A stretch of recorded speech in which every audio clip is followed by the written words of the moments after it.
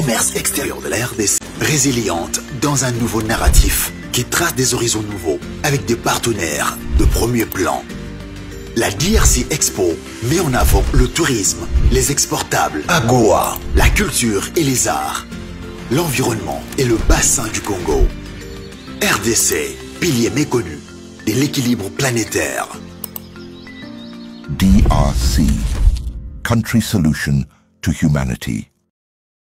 Consolida la diplomatie commerciale et économique de la RDC à travers la DRC Week aux États-Unis d'Amérique, plus particulièrement en Californie où sont basés les consommateurs finaux des minerais congolais. Le ministre du Commerce extérieur a séduit les investisseurs américains de Los Angeles et ce après ceux de San Francisco. Sur place, Julien Paluku Kaongue a signé quelques mémorandums d'attente, dont celui avec la société Allied Green LLC, spécialisée dans les infrastructures et énergie, représentée par Emile Westwood. Également, le ministre du Commerce extérieur a convaincu la société Amadeus Group, spécialisée dans le financement des projets des infrastructures publiques et industrielles, de venir s'installer à RDC. Plusieurs autres investisseurs très intéressés par les opportunités qu'offre la RDC ont été reçus par le ministre qui les a rassurés de la protection du gouvernement. Quelle sera la prochaine étape? Le ministre Julien Paluku Kaongue précise.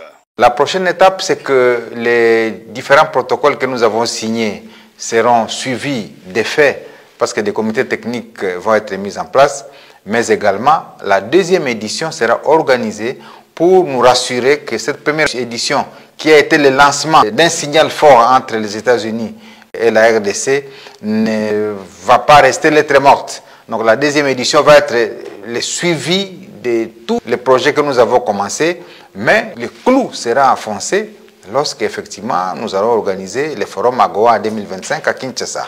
Il sera organisé en marge de cette visite une exposition ici à Los Angeles pour que les produits congolais soient mis au parfum. C'est l'exposition des différents produits congolais qui va clôturer ces grands rendez-vous d'affaires. Le ministre du Commerce extérieur s'assigne la mission de reconstruire et moderniser la foire internationale de Kinshasa-Fikina dans un délai de 36 mois et ce à travers des partenariats publics-privés conformément au plan de redressement de cet établissement public qui a la mission de réguler toutes les activités foraines à travers la République et qu'il va présenter ce vendredi au Conseil des ministres. Victime des pillages de 1991 et 1993, des contrats opaques, des spoliations et occupation anarchique, donc une infrastructure est considérée comme sans maître. La foire internationale de Kinshasa-Fikine, qui a perdu sa beauté, doit être modernisée dans l'urgence et dotée d'un cadre légal pour bien réguler les activités foraines, a déclaré Julien Paluku Kaongue, tout en annonçant la fin de la récréation, car tous les débiteurs de Fikine doivent s'acquitter désormais et les locataires doivent être déguerpis, a-t-il ajouté avec un ton ferme.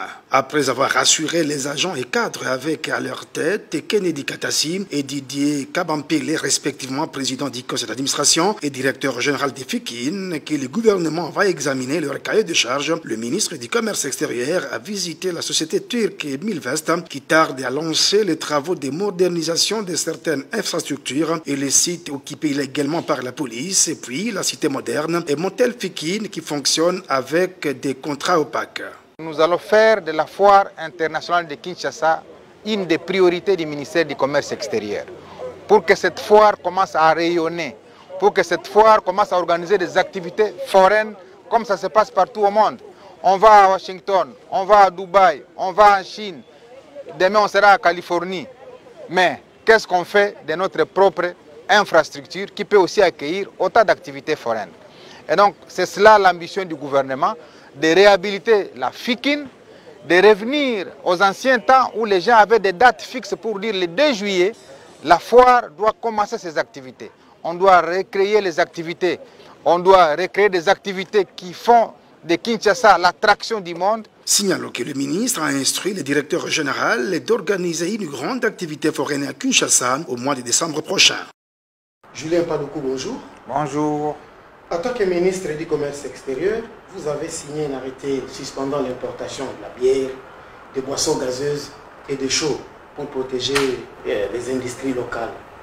Mais les importateurs répondent que ce sont les tracasseries administratives qui les feraient fuir. Qu'en pensez-vous? Oui, merci beaucoup pour la question. Moi, je pense que tout pays à travers le monde veut intégrer le commerce international. Et il doit y arriver non pas qu'en tant qu'observateur, mais en tant qu'acteur. Voilà pourquoi la RDC a ratifié l'accord de l'Organisation mondiale du commerce, la RDC a ratifié beaucoup d'autres accords avec des pays partenaires avec lesquels il fait le commerce. Et donc lorsque chaque État, au terme des accords, qu'il s'agisse de celui de l'OMC ou de ceux signés avec d'autres États, lorsque chaque État trouve que sa production est menacée, il a le pouvoir de prendre des mesures de sauvegarde. Et c'est ce que nous avons fait avec la Zambie pour nous permettre de gérer en fait la production intérieure. C'est ce que nous avons fait avec l'Angola, c'est ce que nous avons fait avec le Rwanda, ce que nous avons fait avec l'Ouganda, ce que nous avons fait avec la Tanzanie, ce que nous avons fait avec le Congo-Brazzaville, parce que la mesure ne visait pas tout simplement un seul pays, mais l'ensemble des États qui nous entourent, pour que nous nous rassurions de ce qu'on appelle les règles d'origine. Et donc, les questions liées à des tracasseries au niveau interne sont des questions que le gouvernement est en train d'adresser à travers la politique de notre Premier ministre, qui voudrait effectivement que les ministres de l'économie proposent des mesures concrètes qui rassurent tous les opérateurs économiques que désormais la RDC est une bonne destination. La décision prise en RDC a aussi fait réagir les autorités zambiennes, ce qui a justifié d'ailleurs votre visite au Katanga. Est-ce que vous nous confirmez que tout est de nouveau normal entre les deux pays? D'abord, nous avons rappelé aux autorités zambiennes que, au terme de l'accord qui nous lie et qui date de 2015, lorsque une des parties se sent lésée, eh bien, la partie s'adresse à son correspondant pour dire « Votre mesure nous a causé du tort de cette manière et nous voudrions nous rencontrer. » L'accord prévoit que un processus doit être déclenché partant de la saisine de l'autre partie jusqu'au dialogue, de manière à arrondir les angles et trouver des voies de sortie. Malheureusement, la Zambie a pris une mesure disproportionnée parce que nous avons interdit l'importation de certains biens. Eh bien, la réciprocité aurait exigé à la Zambie, par exemple, d'interdire aussi 2 ou 3 biens que nous produisons sur le sol congolais. Mais lorsqu'elle ferme la frontière, elle la ferme même pour les véhicules qui sont en transit. Ceux qui viennent de l'Afrique du Sud, ceux qui viennent du Zimbabwe, du Malawi, de la Tanzanie. C'est ce que nous avons rappelé à la Zambie. Et effectivement, elle a compris qu'elle a agi peut-être très vite au lieu de revenir à la disposition qui nous demande de nous rencontrer. Nous nous sommes rencontrés. Craignez-vous que ces crises menacent le projet RDC Zambie de construction d'une usine de fabrication de précurseurs de batteries et un projet dont les populations des deux pays devraient bénéficier? Non, ça n'a rien à voir. C'est une crise passagère. C'est un clash, comme je l'ai dit, lié à une petite incompréhension liée à l'interprétation de notre accord. Mais nous devenons les leaders de ces grands projets de chaînes de valeur, de production de précurseurs de batteries électriques et plus tard des véhicules. Donc, ce petit incident passager qui est lié n'affecte en rien ces vastes projets pour lesquels nous sommes en train de vouloir présenter les études de préfaisabilité qui ont été réalisées aussi bien en Zambie qu'en RDC et études initiées par une société qu'on appelle Arise, qui a été recrutée par Afrexim Bank et la Commission économique des Nations Unies pour l'Afrique. Vous avez été gouverneur de la province du Nord Kivu pendant 12 ans, donc de 2007 à 2019. Quelle est votre lecture du conflit qui déchire actuellement cette partie du pays et quelle aurait été votre stratégie de résolution de ces guerres répétitives dans la région? Je ne cesserai jamais de le dire, la guerre qui se passe dans le Kivu est une guerre économique, tout simplement. Il y a la grande mine de Rubaya dans le territoire de Massissi qui regorge entre 60 et 80% des réserves mondiales du coltan. Il y a la mine de Louéché à Somikivu, c'est dans le territoire de Rutshuru qui réserve le pyrochlore, le nobium. C'est un minerai stratégique qui entre de la fabrication de fusées. Et donc ce sont les deux éléments principaux qui sont les mobiles de la guerre. À côté de ça, il y a la cassiterite, il y a l'or. Et si aujourd'hui vous considérez les statistiques d'exportation du Rwanda, le Rwanda a des recettes d'exportation qui vont jusqu'à 1,2 milliard $, alors qu'il n'a pas autant de carrés miniers qui peuvent l'amener à avoir ce genre de recettes. Lorsque vous analysez les statistiques d'exportation de l'or en Ouganda, eh bien c'est 1 milliard des dollars, alors que l'Ouganda n'a pas autant de gisements d'or comme nous l'avons au Nord Kivu, à Ituri. Donc, brièvement, ceux qui ne comprennent pas la crise à l'Est pensent que c'est des conflits liés à la haine, liés aux FDLR, liés à ceci. Moi, j'ai toujours réfuté toutes ces allégations, parce que si les conflits étaient liés aux FDLR, eh bien, ces conflits seraient terminés. Maintenant, qu'est-ce qu'il faut faire? Je crois que le gouvernement congolais doit poursuivre la construction de son système de défense. Nous sommes comme une belle fille qui est dans une maison non clôturée. Eh bien, la clôture, pour moi, c'est le système de défense à construire. Il faut le consolider pour nous permettre que nous avons une armée capable de sécuriser nos frontières, capable de sécuriser aussi les voisins. Parce que si on n'a pas une armée forte, les voisins croiront qu'une subversion peut se faire à l'intérieur de notre territoire et atteindre les territoires voisins. Donc ça, pour moi, c'est le pilier principal. Le deuxième pilier, c'est de veiller sur la communauté internationale qui devra accompagner les relations entre la RDC et ses voisins. 3, moi je crois qu'il faut ressusciter le projet de la CPGL. La CPGL réunissait le Rwanda, le Burundi et la RDC. À travers elle, il y avait des projets comme celui de l'électrification. Aujourd'hui, la Sinelac électrifie le Rwanda, le Burundi et la RDC. Il faudra autant de projets qui nous unissent pour nous permettre de partager plus ou moins des intérêts communs à travers des projets intégrateurs. Et c'est cela qui est la voie royale pour nous ramener la paix. Bien entendu, le Rwanda a occupé l'Est de la RDC de 1998 en 2003, c'est-à-dire pendant 5 ans. Si FDLR y avait, les Rwandais devaient les exterminer pendant ce temps-là. Mais qu'est-ce qu'on a observé? On a observé qu'en lieu et place d'exterminer les FDLR, le Rwanda est sorti premier producteur du coltan entre 2003 et 2000, entre 98 et 2003. Alors qu'en 94, les statistiques montrent que le Rwanda exportait seulement 40 tonnes de coltan. Alors, après toutes ces guerres, lorsque le Rwanda a goûté au miel, eh bien, il ne cesse d'alimenter la conflictualité de la région des Grands Lacs. D'où la création du CNDP, de M23 version 1, M23 version 2. Voilà pourquoi j'ai dit aux Américains, j'ai dit attention, vous faites rouler plusieurs fois par les pouvoirs de Kigali au motif qu'il y a des FDLR, mais les FDLR, les véritables qu'ils poursuivent, ce n'est pas les FDLR humains.